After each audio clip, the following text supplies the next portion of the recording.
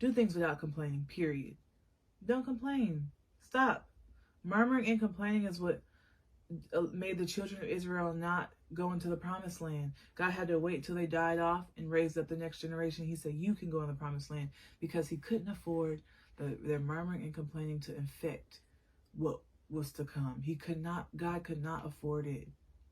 That's why sometimes when God tells you something, it's in seed form, because he cannot afford someone to kill your baby faith. He needs your faith to grow. When God told me to give away my car, I couldn't tell some people for months.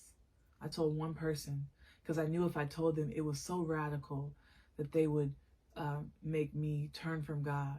And God would be mad at them. Now God has an ought at them because God told you this, but now he's upset with them because they spoke against your faith. Upset with you too, but I'm just saying, like, God can't afford that sometimes, so he needs you to stay silent. He needs you to pray about it on your own. Have one person who's believing with you.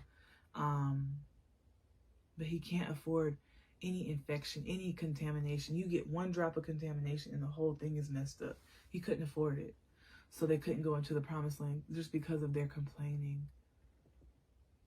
If that's not enough itself, then y'all, that's like 11-day journey turned into 40 years complaining.